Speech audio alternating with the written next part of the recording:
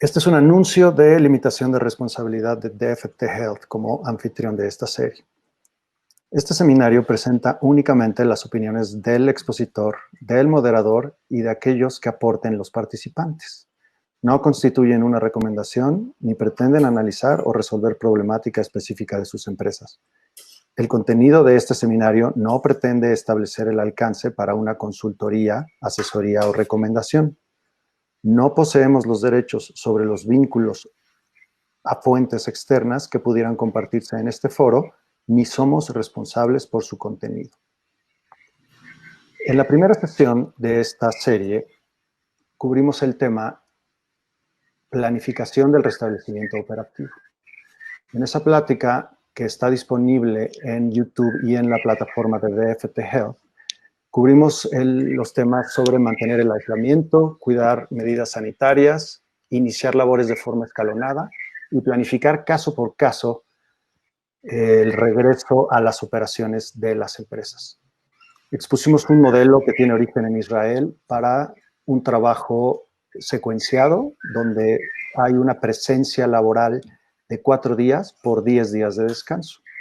Y si se intercalan 2 equipos de trabajo en esa dinámica, es posible llegar a una productividad interesante, protegiendo la salud de los colaboradores. En esta sesión 2 vamos a escuchar sobre las tecnologías para diagnóstico clínico de coronavirus 19, COVID-19, disculpen, y la utilidad diagnóstica de los diferentes métodos para identificación de la enfermedad.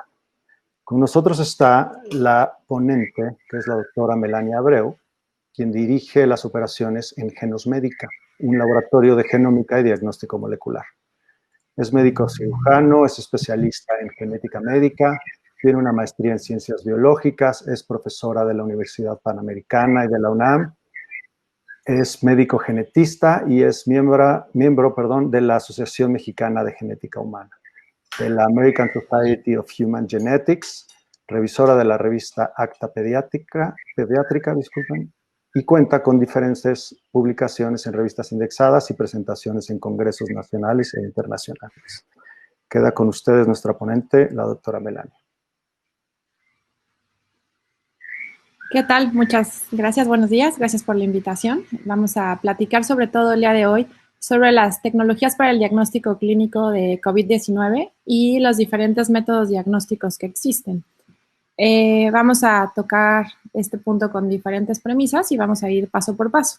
La primera es por qué en otros países están haciendo pruebas masivas y seguimientos de los contactos y qué puede hacer la sociedad mexicana para contener la evolución de la pandemia. Creo que a todos nos suena que al inicio de la definición de pandemia por parte de la OMS hicieron un comunicado pidiendo que hubiera pruebas. Y ese mismo comunicado, pues en realidad no tuvo la misma aplicación en nuestro país.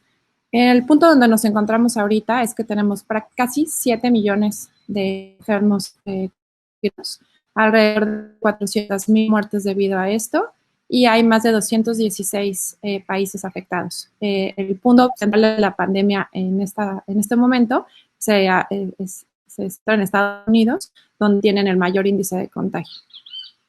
El objetivo de poder realizar las pruebas, como la recomendación de la OMS, era poder frenar la evolución de la pandemia y tener la certeza de que con una prueba diagnóstica podíamos diagnosticar tanto los casos asintomáticos, que son el mayor reto dentro de esta enfermedad, ya que los casos asintomáticos nos pueden permitir propagar la enfermedad a pesar de que estos no tengan síntomas. Y la prueba más utilizada es a través de un swab nasofaringeo, que es tomar una muestra, que ahorita vamos a enseñarles cómo es, y hacer una técnica que se llama RT-PCR, que permite la identificación del virus dentro del organismo del paciente. En México, ¿dónde estamos ahorita? Bueno, pues tenemos alrededor de 120,000 casos acumulados a lo largo de todo el país. Hay ciertas regiones del país donde hay más casos de defunciones, sobre todo la Ciudad de México, Estado de México y Baja California, que son los estados más críticos en el momento actual. Sin embargo, esta cifra hay que tomarla con mucha reserva, ya que no se están contemplando los datos que están siendo arrojados o los que están obteniendo los laboratorios privados. Esto nada más lo hace los laboratorios estatales y lo que está confinando en el INDRE. Entonces, en realidad estamos pensando que existan más de 200,000 casos activos en el país, confirmados por prueba. ¿Qué tecnologías tenemos disponibles que se pueden intercambiar y qué limitaciones tienen? Bueno, pues tenemos que definir y dividir las técnicas moleculares en el diagnóstico de SARS-CoV-2 en las técnicas que son a través de la identificación del RNA viral y las respuestas que se llaman inmunológicas o que podemos tener determinación de tanto IgG como IgM. Entonces, recordemos que el RNA viral, porque este es un virus de RNA, lo podemos identificar a través de esta técnica. La técnica de RT-PCR es la más usada a nivel mundial, es la más confiable y la que mejor sensibilidad y especificidad tiene. Sin embargo, ¿cómo se toma la muestra? Normalmente se mete un swab en las narinas del paciente para llegar a la orofaringe, se hacen unos leves giros y tiene la mayor cantidad de tejido epitelial que se pueda. Tanto se toma nasal como orofaringe. También a través de la orofaringe podemos obtener desde este punto tejido epitelial que puede estar infectado. El punto más importante para realizar esta prueba y una de las limitantes justamente que no es una toma de la muestra, que en la muestra no tenemos suficiente carga viral para poderla detectar. También que no tengamos suficiente carga viral en esta región. Recordemos que este virus tiene una afinidad sobre todo por el tracto respiratorio, pero por el tracto respiratorio inferior. La mayor cantidad del virus no se va a encontrar en las vías aéreas superiores, sino más bien en las vías aéreas inferiores. Hay también la mayor sensibilidad o la mayor testóstica se puede conseguir teniendo material sobre todo de vía aérea inferior, como podría ser esputo o un lavado bronquial. Sin embargo, obviamente son técnicas invasivas que de sí esta técnica le está creando riesgo al poderle escanear directamente, por eso se tiene que hacer siempre con equipo de protección personal, pero esta es una de las limitantes que tiene. Entonces, no es una prueba perfecta, pero es la mejor prueba que tenemos disponible.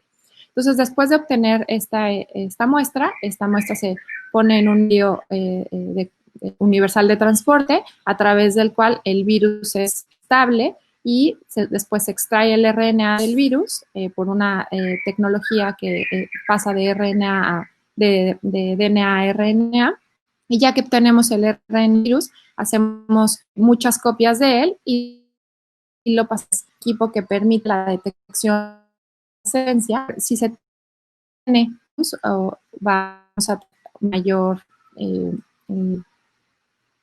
cantidad de virus disponible, y si no tiene, pues obviamente se ve entre más cantidad de virus se tenga, la cantidad de fluorescencia, y esto es como se ve la curva del resultado, y nosotros podemos interpretar donde azul es un caso negativo, el verde es un caso positivo, el rojo es un caso control, y de acuerdo a qué tan cercano esté, podemos también inclusive cuantificar. Por ejemplo, en el verde tenemos una cantidad de 100,000 copias virales y a través de esto podemos hacer estimaciones de cuánto virus se. Entonces, ¿cuándo podemos empezar a hacer estas pruebas? Pues estas pruebas se pueden hacer más o menos de 1 a 2 días antes del inicio de los síntomas y van a permanecer positivas en promedio alrededor de 10 días. ¿Qué quiere decir esto? Que podemos hacer la prueba inclusive en un periodo cuando se está en estado de asintomático, y una prueba puede salir negativa a pesar de que ya haya sido contagiado con SARS-CoV-2. Entonces, estos puntos son muy importantes para considerar en la aplicación práctica de la realización de PCRs en población general. Entonces, como ya les comentaba, ¿de qué va a depender la detección? Pues va a depender del tiempo en el muestreo, ¿sí? Si en realidad el paciente estuvo, o en este caso el empleado estuvo en exposición días previo al inicio de los síntomas, que se haya tomado de manera adecuada, que el transporte de las muestras hayan sido correctas, el almacenamiento y el kit diagnóstico. Para esto de los kits diagnósticos, bueno, ustedes también me imagino que recuerdan que inicialmente tanto el INDRE como COFEPRIS tuvieron una limitación laboratorios y que kits diagnósticos se podían utilizar, a ellos validaron siguiendo las líneas de buenas prácticas y además que el kit era el más confiable y validado para poder diagnóstico. El objetivo de esto era poder descartar o poder que hubiera falsos en la realización de las pruebas diagnósticas de COVID, debido a que no querían tener una representación de casos o una mala representación de los casos. Es decir, tratar de limitar que los kits diagnosticaran de la mejor calidad y que siguieran las recomendaciones para evitar este tipo de errores.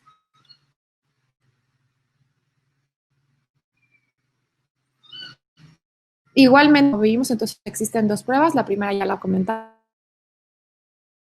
es la globulina. La prueba de inmunoglobulina se puede tanto en sangre como en suero, plasma. Tenemos diferentes tipos de pruebas que pueden unidad. Puede ser una prueba de ELISA, que es muy, por ejemplo, en el caso de VIH, que son con esa tecnología. Una lógica rápida que se basa en anticuerpos, que es la que todos nos suena, que la hemos visto en redes sociales, que también vamos a comentar sobre ella, y una prueba serológica que estaba basada en antígenos, es decir, en vez de cuantificar si teníamos anticuerpos, estamos cuantificando si tenemos el virus. Este tipo de tecnología no es recomendada por la OMS debido a que solamente tiene una sensibilidad del 34 al 80%. Una sensibilidad quiere decir que tiene la capacidad de detectar casos positivos cuando realmente están positivos. Entonces, si vemos esta gráfica, que es muy informativa, tenemos un periodo asintomático. Nuestro periodo, aquí lo hablamos como el punto cero, donde el paciente puede ya empezar con síntomas. Las líneas de aquí abajo, estamos hablando de síntomas, y la línea de acá arriba, en plano, quiere decir el periodo asintomático. Entonces, si tuvimos un periodo en nuestro punto cero, podemos haber tenido una exposición de 2 a 3 días antes, ¿sí? La media es más o menos 2.5 días, sin embargo, podemos concluir más o menos 5 días de exposición previa. Después de aquí, podemos tener unas manifestaciones clínicas leves, como puede ser fiebre, o puede ser tos, mal estado general o dolor articular. Y en el periodo asintomático, pues estos pacientes son el reto, como lo comentábamos. Estos pacientes no tienen síntomas, pero tienen la capacidad de seguir esparciendo virus y poder contagiar a más personas. Lo que sabemos hasta ahorita de cómo se comporta la enfermedad es que más o menos a partir del día, entre el día 8 y el día 12, en promedio el día 10, los pacientes que tuvieron fiebre constante van a poder progresar a tener una neumonía. Estos pacientes que tienen neumonía, después del día 10, día 8, pueden requerir una intubación, más o menos como al día 12, 13, y posteriormente pueden llegar a tener complicaciones. Entonces, más o menos así vamos viendo cómo se van escalando los casos, desde tener un cuadro asintomático leve hasta llegar a tener complicaciones de dificultad respiratoria. ¿Cómo se comportan las pruebas? Bueno, esta línea punteada inicial es como se ve el estudio de PCR, que como comentamos es el más utilizado y el más sensible. Entonces, desde el periodo asintomático hasta el periodo prácticamente 20 días después puede resultar positiva. Sin embargo, aquí vemos cómo la curva va decreciendo y este es el momento donde la prueba puede salir negativa a pesar de haber estado con alguna respuesta o con una infección anterior, y esto es importante considerarlo por el tipo de prueba. Sin embargo, ¿qué se dice? Que cuando un paciente tiene 2 pruebas PCR negativas en 2 días consecutivos, podemos decir que ya no está esparciendo este virus y que ya no es contagioso, ¿sí? Lo que se hace en la mayor parte del mundo es que cuando un paciente es positivo, más o menos después de 2 semanas se vuelve a repetir la prueba, entre el día más o menos 14 al día 20 se vuelve a repetir la prueba. Si esta prueba es negativa, con eso en México al menos lo damos por negativo. Idealmente tendremos que tomar otra prueba al día siguiente. ¿Por qué? Porque justamente las limitantes es que una prueba no haya sido bien tomada o que ya estemos en el periodo donde no sea detectable. Si bien la PCR es una prueba muy sensible, pues va a depender obviamente de la cantidad de virus que haya en el tracto respiratorio superior. A diferencia de lo que ocurre con las pruebas inmunológicas. En las pruebas inmunológicas vamos a tener una elevación de IgM más o menos a partir del día 8 y que puede llegar a tener un pico en más o menos alrededor del día 15, del día, del 12 al día 15, y que puede llegar a tener una determinación constante. Y también aquí vemos más o menos a partir de las 2 semanas después de la infección, donde se ve una elevación de las IgGs, que son las células de memoria, y son las que nos podrían decir que ya se tuvo una infección activa. Esto es importante también recalcarlo. Aquellos que hicieron una infección severa van a tener elevaciones o van a tener determinaciones mucho más elevadas de IgGs, mientras que aquellos que tuvieron cuadros leves van a tener una infección, una elevación de IgGs de manera mucho más modulada. Y esto es muy importante diferenciarlo, porque entonces podemos tener pacientes que, a pesar de que sí estuvieron en contacto con el virus, las IgGs no son tan elevadas o como hubiéramos esperado. Y esto es importante porque justamente no sabemos si estos pacientes van a tener una respuesta inmune constante, o cuánto va a durar la duración de esta inmunidad a través de estos IgGs. Entonces, a lo mejor aquellos que se enfermaron muy gravemente van a tener una respuesta mucho más sostenida que estos. Eso todavía no lo sabemos, debido a que apenas tenemos 6 meses con el virus propagándose. Entonces, todavía son preguntas que no sabemos. La gente está muy insistente o pregunta si en realidad se puede haber una reinfección. La teoría y lo que nos han enseñado los artículos, tanto publicados en China como en Italia, es que no hay una reinfección, sino más bien que a lo mejor la sensibilidad de la prueba cayó aquí, y una prueba que era negativa, después realmente era un periodo en el que todavía se encontraba en contagiosidad, o todavía tenía restos de virus circulantes, y en realidad no es un contagio, un segundo contagio, sino es más bien que la actividad del virus seguía presente. ¿Cómo funcionan estas pruebas de inmunocromatografía? Entonces, pensemos en esto como una prueba de embarazo, ¿no? Que es la forma más sencilla que las podemos pensar. Esta es una prueba de nitrocelulosa, y van a tener oro coloidal. No vamos a entrar mucho en detalle de cómo es la técnica. Sin embargo, pensemos que aquí tenemos estos anticuerpos, y vamos a tener que el suero del paciente, si se reconocen, van a dar la prueba como positiva, y se va a conjugar con el antígeno, que quiere decir que sí lo reconoce. Y una prueba negativa, únicamente vamos a tener el control. Siempre tenemos que tener el control positivo para que nosotros consideremos que es una prueba bien realizada. Cuando se tiene una prueba con IgM positiva, nada más sale una de las líneas. Con IgG positiva sale la segunda línea, y podemos tener tanto positiva la IgG como la IgM. Estas pruebas son altamente específicas, ¿sí? Hay diversas, inclusive igual ahora COFEPRIS tiene aprobadas 7 tipos de pruebas diferentes, unas en las que se analizan tanto IgG como IgM, se conocen como pruebas rápidas. Hay algunas que son de cassette como estas, hay otras en las que se necesita otro equipo para poder hacer la determinación, obviamente, de esta reacción antígeno-anticuerpo. Sin embargo, en las pruebas de cassette, aunque sean levemente positivas, nosotros sabemos que una prueba levemente positiva se considera que sí se detectó que recordemos que estas van a ser cualitativas y no cuantitativas. No es como que si tienen una prueba mucho más intensa pueda significar. Aparentemente dice que hay de anticuerpos, pero esto todavía no se valida. Sin embargo, lo que sí podemos saber es que una prueba que tiene esta IgM positiva nos va a poder decir que se tuvo la infección, al igual que la IgG.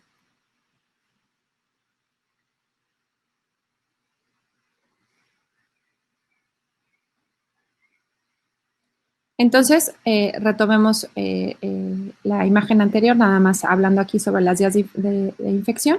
Entonces, en la azul debería ser la detección a través de la prueba de PCR, en verde claro tenemos la IgM, y en rojo tendríamos los anticuerpos IgG. Entonces, la IgM nos habla de una infección activa, de una infección aguda, el tener determinaciones de IgM elevadas, y la IgG nos habla de tener ya células de memoria, de que ya tuvimos contacto con el virus y la infección. Entonces, en este momento, todos quisiéramos ya tener estos anticuerpos IgG.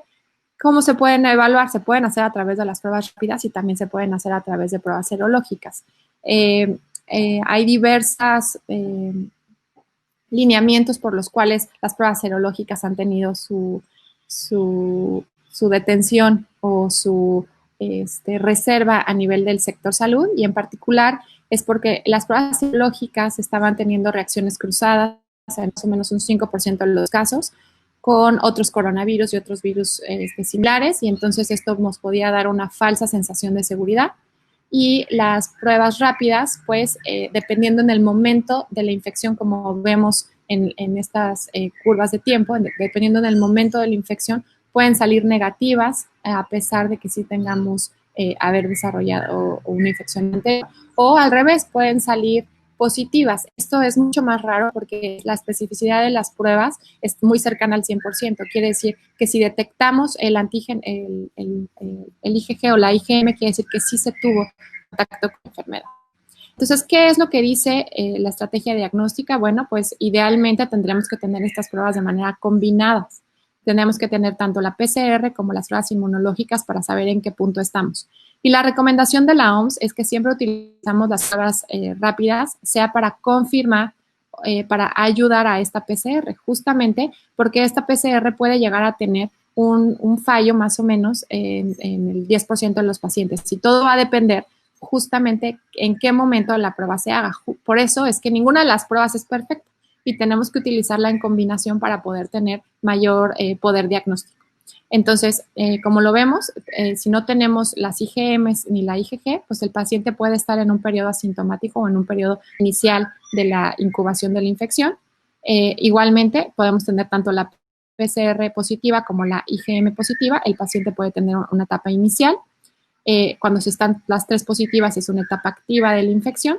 Podemos únicamente tener todavía la PCR positiva y una IgG positiva. Todavía este paciente está excretando virus, y es que recordemos que las PCRs detectan fragmentos de virus. No quiere decir que el virus esté completo, a lo mejor el cuerpo todavía está eliminando este virus. Podemos tener únicamente la IgM positiva, y esto puede ser que está en una etapa todavía de infección, a pesar de que el poder diagnóstico de la PCR fue negativa, debido a que pudimos haber obtenido material solamente de la vía aérea superior, y esto ya es a nivel de sangre. Entonces puede ser que esté limitada la exposición, obviamente, al tracto inferior, y por eso es que la prueba puede salir únicamente positiva para IgM, al igual que para IgG. Esto ya es una infección pasada y el paciente ya tiene células de memoria, o únicamente tener IgM e IgG, y esto puede ser que esta prueba tenga un falso positivo. Justamente es por eso que la recomendación es utilizar las pruebas juntas. Lo que dice COFEPRIS con respecto a las pruebas que ellos aceptaron fue que la presencia de anticuerpos IgG sugiere que el sujeto ha estado expuesto al virus y que ha desarrollado una respuesta inmune. Sin embargo, es importante recordar que a pesar de que tengan una IgG positiva, no quiere decir que ya no tenga riesgo, ¿sí? Sobre todo porque no sabemos cuánto tiempo estos anticuerpos van a durar y cuánto tiempo va a durar la inmunidad. Por eso es que se recomienda que a pesar de que ya se haya tenido la infección, los pacientes sigan, y los empleados sigan protegiéndose y cuidándose con las medidas de higiene y de sana distancia, para tratar de encontrar todavía la respuesta de cuánto tiempo van a durar estas inmunoglobulinas de protección. También lo que dice COFEPRIS es que la presencia de estos anticuerpos IgMs indica que el sujeto ha sido expuesto al virus y que al menos el contacto ha ocurrido 2 semanas anteriores a la muestra. Esto es importante porque ahora que estamos en el retorno laboral, pues estamos pensando iniciar con las pruebas rápidas o con las pruebas de cassette debido al costo, y pues tenemos que pensar que este paciente, si sale negativo, pues al menos no ha estado en contacto en las últimas 2 semanas, porque justamente como ya vimos en las gráficas, la exposición reciente no puede ser medida por esta técnica. Y la presencia tanto de IgM como de IgG en forma simultánea significa que el paciente está cursando ahorita con la enfermedad. Entonces, aquí tenemos las diferencias de las pruebas de inmunoglobulinas. Entonces, quedamos que no son útiles para el diagnóstico. Son útiles para saber si hace 2 semanas estuvimos en exposición con el virus y ya tenemos algunas células de memoria. Pueden tomar más, el tiempo que se tardan en realizar estas pruebas son de 15 minutos. No se requiere equipo, lo cual es muy útil en nuestro país, pensando en comunidades alejadas, o que la transportación de los equipos de PCR o la toma de muestras está limitada para obviamente tener los reactivos y recursos para poderlas realizar. y también tiene un menor riesgo para el operador. Recordemos que aunque las personas que toman las muestras van a ir siempre con sus cubrebocas, no es lo mismo exponer el tracto superior respiratorio del paciente a que simplemente ponga el brazo para una toma de sangre, y no son para utilizarse solas, siempre se tiene que hacer en combinación con las pruebas de PCR. Entonces sabemos que la PCR es el gold estándar, más o menos el tiempo de entrega va a depender de laboratorio en laboratorio, desde 1 a 5 días. Se requiere siempre un laboratorio especializado en bioseguridad. Vamos a tener un riesgo para la toma de las muestras y tiene una sensibilidad limitada, ¿no? Entonces va a depender siempre del tipo de tejido y el momento de la toma de la muestra. Y entonces por eso es importante recordar que un resultado negativo tanto para las inmunoglobulinas como para la PCR no va a descartar la infección. Sin embargo, sí nos va a poder decir en qué momento y sobre todo si estamos en el periodo asintomático, que eso es el mayor reto diagnóstico en el momento.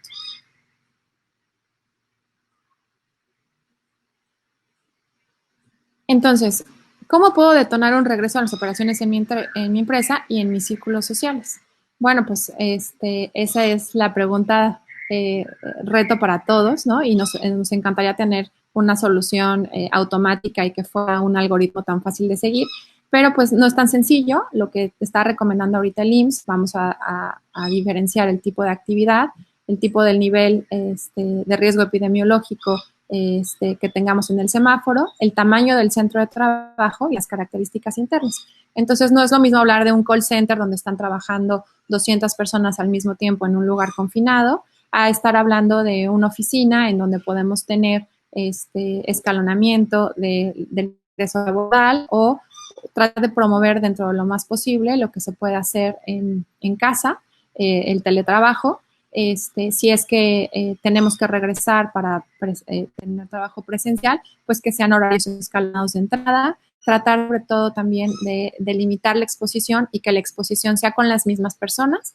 justamente para que se confine o se trate de limitar que el riesgo sea para toda nuestra plantilla laboral, sino tratar de hacerlo como por equipos. Y algo muy, muy valioso es que todos nosotros tenemos que tomarnos como si fuéramos portadores asintomáticos de la enfermedad, ¿no?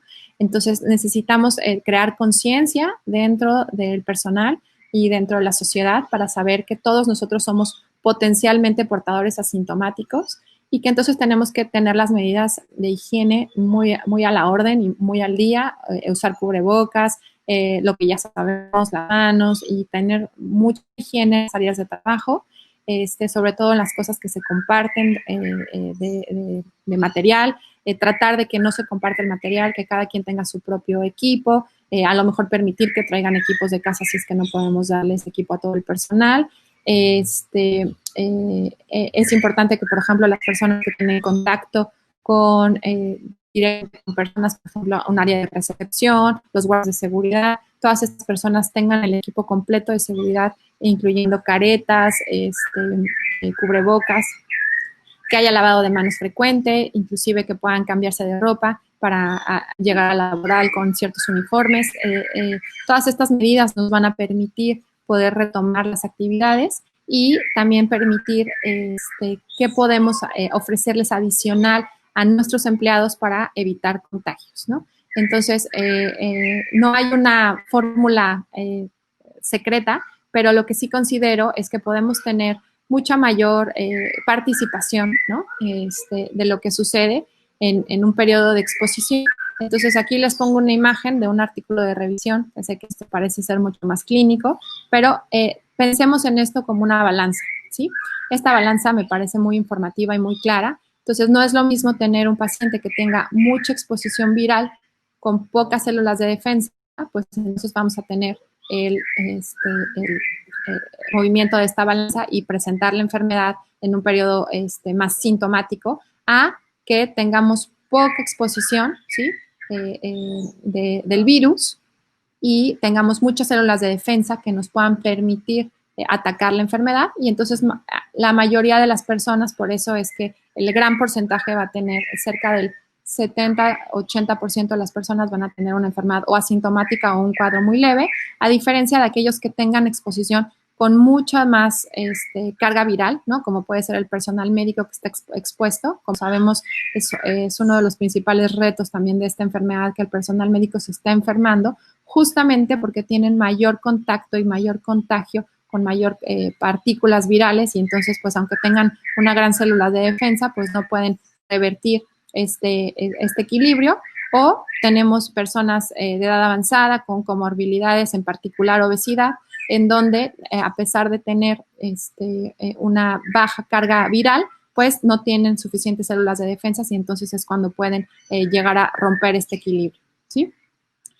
También hay algunos retos con respecto a ciertos tipos de actividades que pueden parecer muy sanas, como pueden ser los deportistas de alto rendimiento o aquellos que hacen maratones o que tienen actividad física extenuante. Pues obviamente esta actividad física extenuante hace que ellos exhalen mayor cantidad viral, y entonces también tendríamos que recomendar actividad física moderada, no tanto extenuante, justamente para que no estén esparciendo estos virus, y de ser así, tratar de limitar que no haya contagio con mayores personas. Por eso es que aquellas personas que les gusta correr y salen, por ejemplo, tendrían que hacerlo de manera escalonada, no todos al mismo tiempo, y tratar de cuidar la distancia.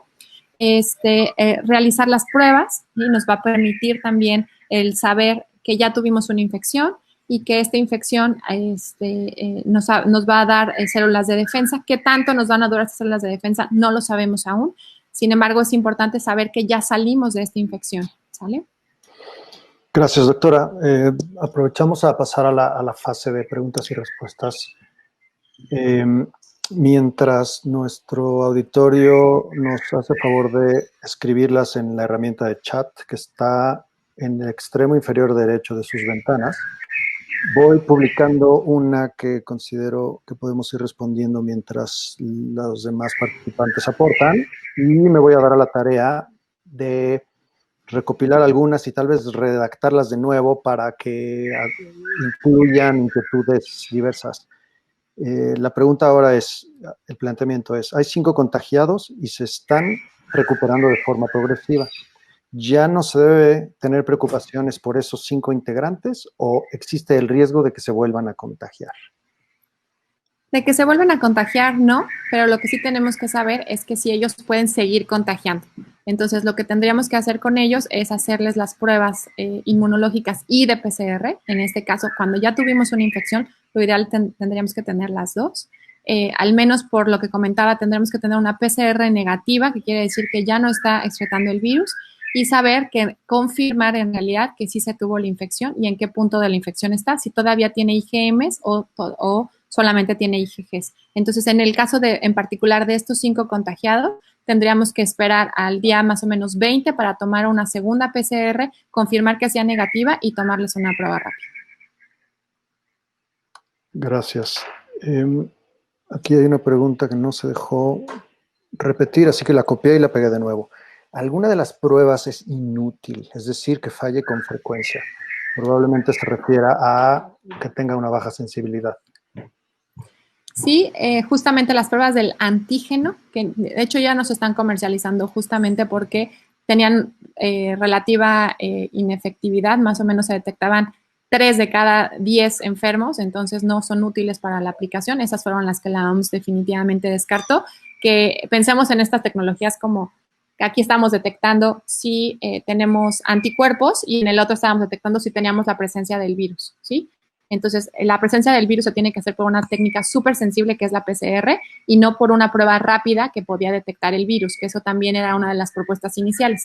Pensamos que esto fue como una carrera contra que hubo desarrolladores que pensaron en las pruebas de cassette, hubo quien desarrolló lo molecular, que es que científicamente es lo más acertado, pero pues tenemos que pensar en estrategias que podrían ser accesibles a toda la población, y pues hay unas que tienen mejor sensibilidad que otras. Dentro de esas, obviamente, las que aprobó COFEPRIS, que por ahí también veo que hay una pregunta al respecto. Lo que hizo COFEPRIS, o lo que quiere hacer COFEPRIS, es quieren probar que los kits que ellos están avalando sean los mejores. No tienen la herramienta actual por el tiempo para poderlas avalar como formalmente se tendría que hacer. ¿Cómo se tendría que hacer? Bueno, pues yo ya tengo suero de 100 pacientes contagiados y yo ya sé que ellos tienen anticuerpos contra la enfermedad y entonces pongo a prueba, pongo en reto a estas pruebas que tú quieres que yo avale o que yo autorice para que se puedan vender y vemos qué tanto realmente han detectado esta enfermedad y la pongo contra mi gold estándar, que es la PCR. Entonces, yo tengo que todos estos fueron positivos para la PCR o negativos para la PCR y quiero saber cómo me van a salir tus pruebas, si positivas o negativas versus al control, al gold estándar. Y así es como decidieron o han decidido aprobar ciertas pruebas de cassette. Las pruebas de cassette pues también tienen el reto que el distribuidor tiene que tener los medios para tratar de que COFEPRIS apruebe o lleve todo este proceso para que la aprobación de la prueba. Hay muchas pruebas que se están ofertando en redes sociales, no necesariamente es que no sirvan, pero habría que evaluar qué estudios se han hecho en otros países con esa marca en particular, porque a todos nos llegan los certificados de la FDA coreana y de las pruebas que ingresaron a la FDA, que eso también hay que tener mucho cuidado. No son pruebas que estén aprobadas por la FDA, sino simplemente son pruebas que se les solicitó que la FDA las aprobara. En realidad, la FDA ha aprobado muy pocas pruebas. También me parece que son un par o unas 4 o 5 pruebas.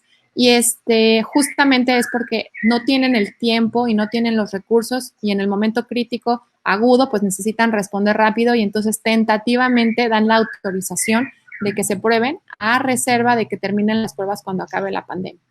Entonces, las pruebas que están aprobadas, pues sí funcionan, sí tienen una buena especificidad, quiere decir que sí van a detectar en aquellos que no son, que son negativos, realmente van a ser negativas y en aquellas que son positivas, realmente van a ser positivas. Sin embargo, el punto de cuándo se realiza la prueba es muy importante.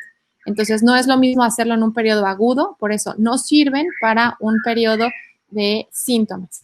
Para tener síntomas siempre se tiene que hacer la PCR. En aquellos que son asintomáticos, a sabiendas de que el contagio pudo ser 10 días antes, se pueden realizar las rápidas. Pero por eso tenemos que saber decidir cuáles son las pruebas y en qué momento se van a realizar. Gracias, doctora. Leo esta pregunta en voz alta y si pudieras repetirla tú, porque hay quien ha reportado que no me escucha. ¿Cuántas veces me recomiendas aplicar pruebas a mi personal? ¿Cuántas veces me recomiendas aplicar pruebas a mi personal? Pues tenemos que tomar la responsabilidad compartida. A lo que voy es, obviamente tenemos que educar al personal de que se tienen que comprometer justamente para todas estas medidas de cuidados, ¿no? Yo creo que todos estamos con miedo y todos estamos con este reto de que requerimos regresar a trabajar, pero no nos queremos enfermar. Y la mejor manera de que esto ocurra es cuidándonos entre todos. Y cuidándonos entre todos me refiero a que sí se apliquen las medidas, pero en el momento en que nosotros nos sintamos mal o hayamos estado en contacto con alguien que sepamos que tuvo enfermedad, pues decirlo y abiertamente que el empleador tenga la disposición para poder poner a esta persona pues en una cuarentena tentativa y inclusive realizar pruebas para poder saber si puede o no regresar al área laboral, ¿no? ¿Cuántas veces se tienen que realizar las pruebas?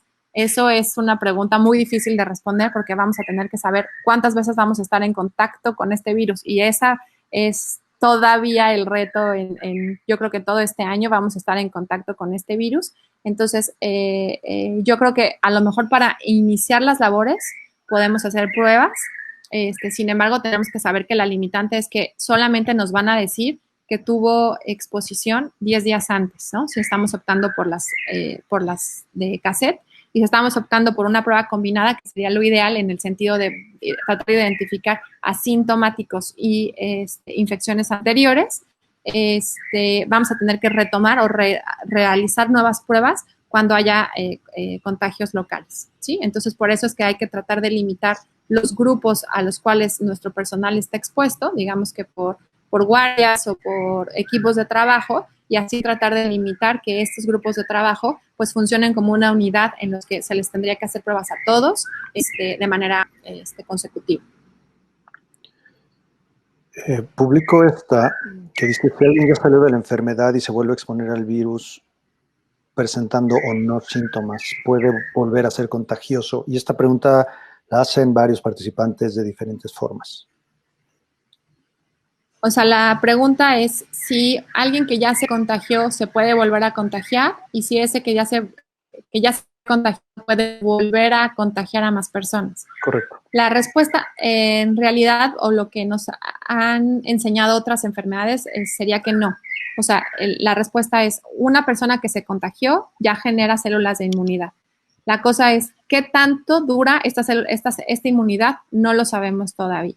Entonces, digamos que estamos en un limbo en el que probablemente haya inmunidad.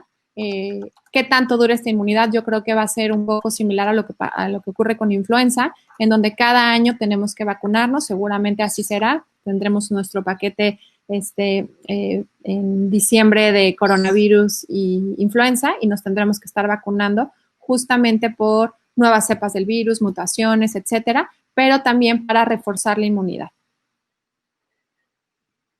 Gracias. Exponías cómo, dependiendo del nivel de riesgo, es decir, el nivel de exposición, la frecuencia con la que se tiene contacto con otras áreas, etcétera, se puede ir priorizando el enfoque de esta campaña de pruebas al personal.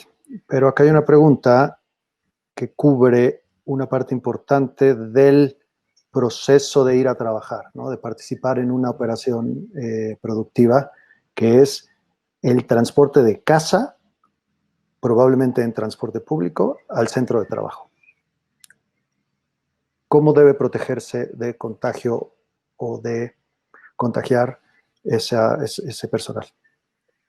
Claro, entonces retomemos la idea de que todos vamos a ser portadores asintomáticos de la enfermedad y así nos tenemos que asumir. Y asumirnos con este riesgo de contagio a otras personas va a ser justamente lo que nos haga la diferencia, ¿no? Entonces, nosotros sabiendo que tenemos el riesgo de contagiar a alguien más, no tanto de contagiarnos a nosotros, sino de contagiar a alguien más, es este sentido de que tenemos que usar cubrebocas, ¿sí? Y utilizarlo bien. Tratar de tener toda la buena técnica de ponerse bien el cubrebocas, de no tocarse la cara, de el lavado de manos, el no utilizar joyería. Hay muchas estrategias y herramientas también disponibles en redes acerca de cómo ponerse bien el cubrebocas, pero yo creo que el utilizar cubrebocas ya se ha visto que es una medida que sí disminuye ese y la sana distancia, ¿no? Entonces, el no estar en conglomerados y tener mayor distancia entre persona y persona nos va a ayudar a que no haya propagación de infecciones. En realidad, lo que se ha visto es que más que en centros de transporte, es solamente que estuviéramos, por ejemplo, en un camión que nos llevara 12 o 15 horas, en realidad estas personas que están en un medio de transporte tendrían riesgo. Si todos aquellos usan cubrebocas y se lavan las manos, el medio de transporte no tendría que ser el mayor punto de riesgo, sino más bien el área donde permanecen muchas horas al día, ¿sí? Gracias. ¿Y los elevadores y otras áreas de uso frecuente en edificios?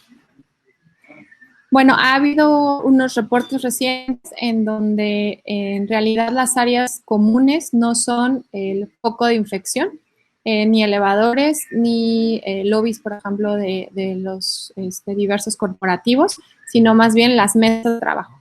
Entonces, las mesas de trabajo de personas que trabajan a muy pocos pasos, como retomando el tema de los call centers, estas son las áreas en donde en realidad el riesgo de contagio es mayor.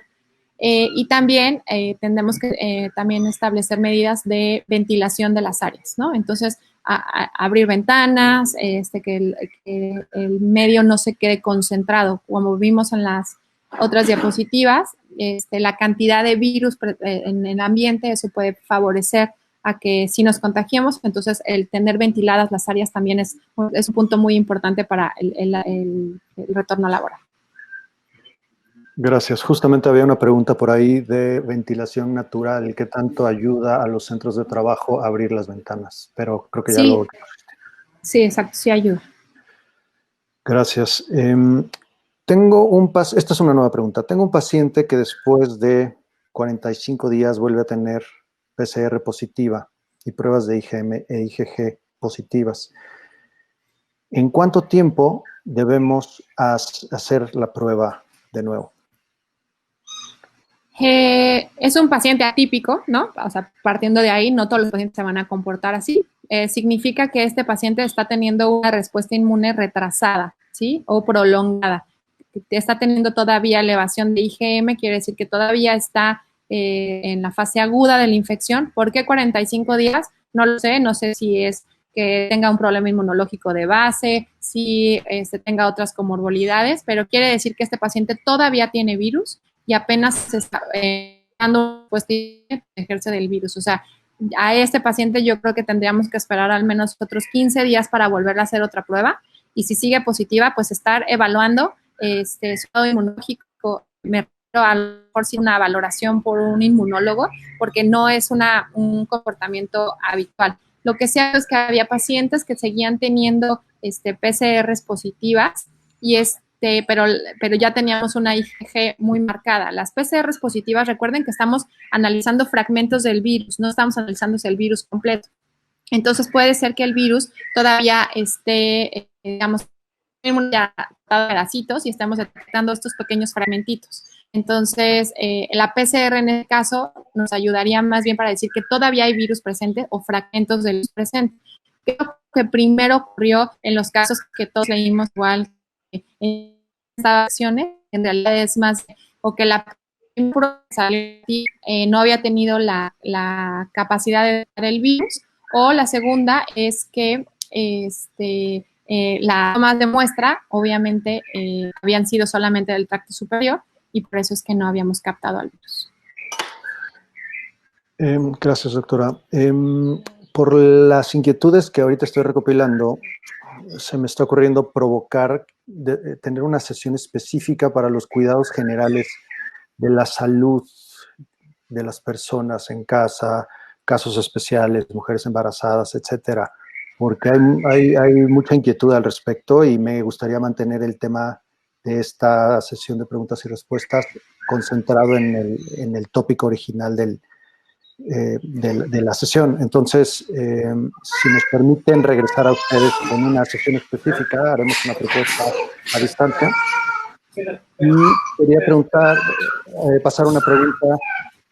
Si ustedes proveen la prueba combinada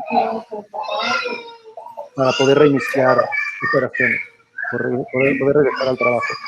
Y ustedes tienen laboratorios, si ustedes pueden abordar este tema de salud laboral.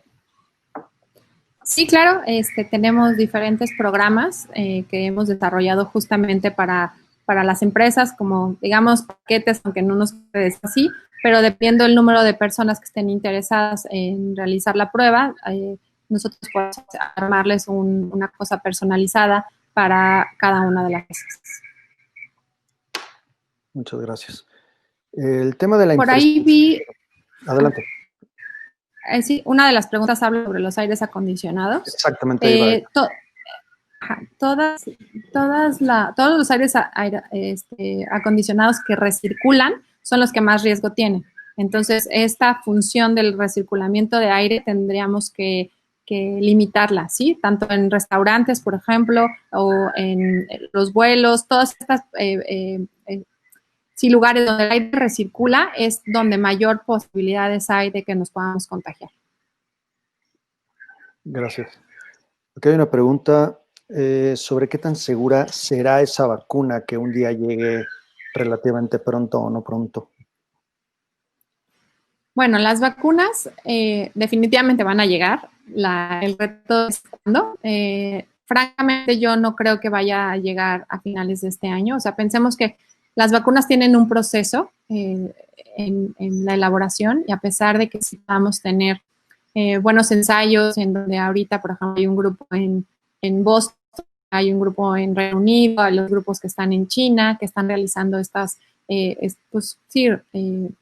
muchos adelantos con respecto al desarrollo de vacunas, pues también producir a nivel industrial o mundial una cantidad de vacunas suficiente para esto, todavía nos falta. Yo pensaría que va a ser a partir de 2021, pero pues bueno, vamos a ver cómo se está moviendo, porque pues sí, obviamente hay esfuerzos combinados. La vacuna yo creo que va a ser efectiva, sin embargo, va a parecer un poco lo que sucede con influenza. O sea, tenemos que aceptar que el coronavirus COVID llegó para quedarse y nosotros tenemos que revacunarnos seguramente y vamos a tener que tener refuerzos de estas vacunas solamente para tener una inmunidad sostenida y también para protegernos de mutaciones que eventualmente el virus va a tener. O sea, todavía no estamos en esa faceta. No hablé mucho sobre el virus, pero el virus tiene, se han analizado cómo ha sido la migración del virus. Nosotros lo que se sabe en México es que tenemos digamos, las cepas originarias asiáticas del virus. Entonces, en el momento en que estas cepas empiecen a migrar a mutaciones, pues vamos a tener que modificar las vacunas. Lo que habitualmente sucede con las vacunas para este tipo de enfermedades es que si hacemos una inmunidad cruzada, quiere decir que al habernos puesto una vacuna anterior, al ser el virus muy similar, digamos que el cuerpo reconoce este mismo antígeno, este mismo virus, y va a poder montar una respuesta inmune contra ella. Pero, ¿qué tal que no? ¿Qué tal que no es una respuesta tan fuerte? Entonces necesitamos, en ese punto vamos a requerir revacunarnos. Entonces, pues sí, también estar más permeados a la necesidad de que la vacunación nos va a ayudar a fortalecer nuestro sistema inmune. Hay también algunos reportes que por ahí leí acerca de si nos habíamos vacunado contra la BCG, contra tuberculosis, que si esto era la diferencia por lo cual los latinoamericanos no estábamos contagiándonos. Y pues la respuesta puntual en ese momento era que no nos había llegado el virus a esta parte del mundo. Y el montar una respuesta inmunológica frente a vacunas sí hace que el sistema inmune, digamos, esté más activo, y al estar más activo tiene la posibilidad de detectarlo a tiempo y de tener una mejor respuesta.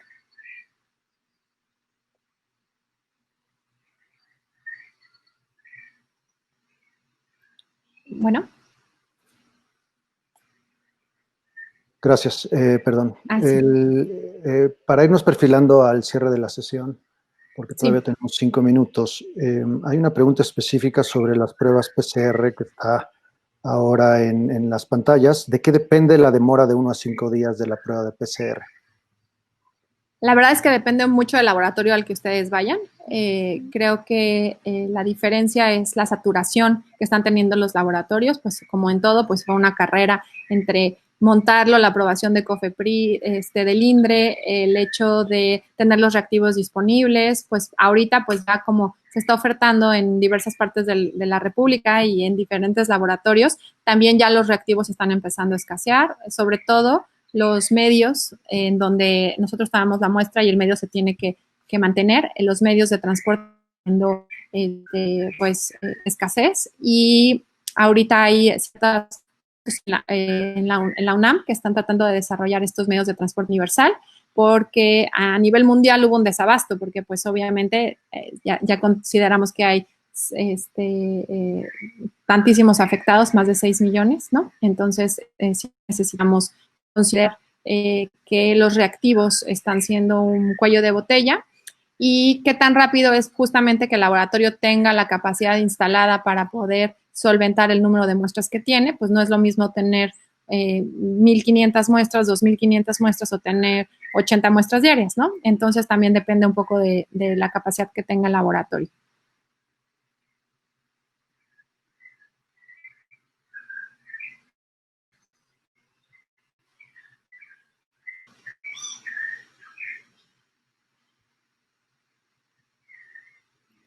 No tenemos certidumbre en respecto a la evolución del virus y a su mutación, pero pues son cosas que afortunadamente por la genética del virus y por genética de poblaciones vamos a poder ir evaluando poco a poco.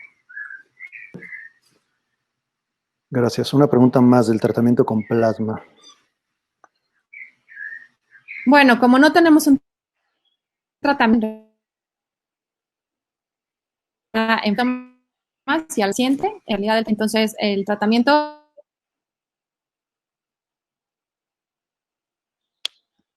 no requiere ni ivermectina ni ningún otro tipo de medicamento, únicamente paracetamol, que ayuda para los síntomas, que sería bajar la fiebre, Después podemos ir escalando el tratamiento y esto siempre tiene que ir de la mano con el médico tratante y esto va a depender obviamente de qué tan afectado esté. Un método muy fácil para poder saber cómo se está evolucionando la enfermedad es a través de un oxímetro. Entonces el oxímetro nos puede medir saturación. Recordemos que este virus va a infectar vía respiratoria inferior.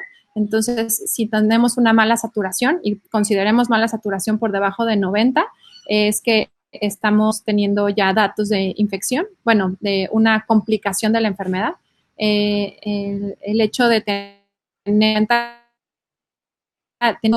un foco rojo y a partir de ahí ver qué tanto estamos evolucionando, si es rápidamente, es obviamente ponerse en contacto con el médico tratante y ver en dónde podemos tener inclusive una cama de hospitalización, que este es también el punto crítico en los salud, en las medidas para poder pues regresar a la nueva normalidad y estamos esperando a que haya un nuevo repunte y este punto también es algo muy importante que he estado revisando sobre todo en redes sociales porque no es información que esté muy pública. Muchas de las personas que han fallecido por COVID no llegaron a atención hospitalaria. Quiere decir que ahorita tenemos una capacidad de hospital, bueno, la capacidad de los hospitales está al 80%, quiere decir que muchas de las personas que en realidad requirieron hospitalización no llegaron ni siquiera a hospitalizarse. Entonces, no es que estemos controlando la infección, no más bien que por la misma característica de la enfermedad en la que se ponen mal muy rápidamente, estamos inclusive saltándonos esa fase de hospitalización y los pacientes están falleciendo en casa. Yo creo que eso es un punto muy importante. Entonces, justo como no tenemos un tratamiento base para poder tratar la enfermedad, una de las cosas muy antiguas que se hacía es que aquellos pacientes que ya se contagiaron, que donen plasma, porque en ese plasma van a ir sus anticuerpos y poderles pasar a las personas que están gravemente enfermas. Hay protocolos de investigación prácticamente en todos los países para tratar de ver si esta es una opción válida. Digamos que se está utilizando porque es lo único que hay, no es porque sea realmente la mejor solución, sino es entre que podemos definir si hay un antiviral que sea realmente efectivo o otro tratamiento, pero son estudios que se están llevando a cabo. Si hay cualquier persona que ya se contagió y que quiere donar plasma, pues es bienvenida. Sé que en el IMSS están haciendo el estudio para tratar de validar que esto pueda ser efectivo, pero esto se está llevando a cabo en todos los países, no nada más en México. Y si puedo complementar la pregunta, ¿qué tan seguro es para el donador del plasma? Pues me lo imagino trivial porque pues, solo están tomando su tejido. ¿Y para el receptor del plasma puede haber alguna reacción inesperada? Obviamente es como donar sangre, se llevan a cabo todas las medidas de análisis de enfermedades infectocontagiosas conocidas, entonces pues bueno, obviamente se hace con todas las medidas mundialmente conocidas para tratar de evitar alguna infección derivado de eso. Tenemos que ponerlo siempre en el contexto de que es una enfermedad y más bien es un tratamiento como de último recurso, ¿sí?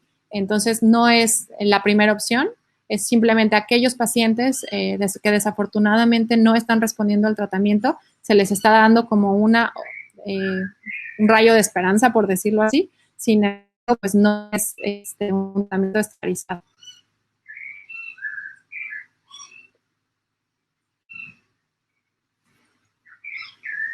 Perdón, hay una pregunta ahí final, queda como 10 segundos. ¿Qué opinión le merece, doctora, el tratamiento con dióxido de cloro para prevenir y remediar un caso de COVID?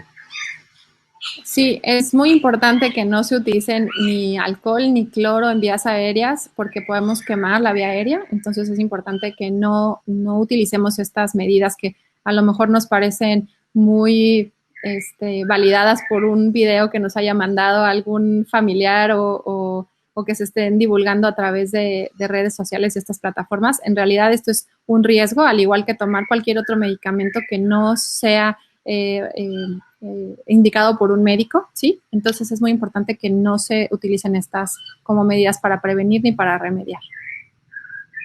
Una más y con esta cerramos. ¿cuándo esperamos un aumento importante de los casos activos?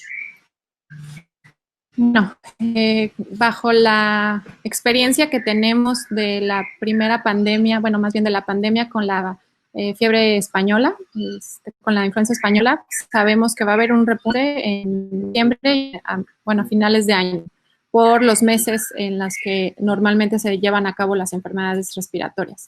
Entonces, pues estamos en esta carrera contra el tiempo para poder tratar de definir mejor un plan terapéutico para cuidar a la población de las medidas higiénicas que tenemos que tener todos, de la corresponsabilidad que tenemos como sociedad y como personas en responsabilidad de poder infectar a alguien más, y que sigamos estas medidas al pie de la letra para que no estemos abusando de una falsa sensación de tranquilidad simplemente porque ya se levantaron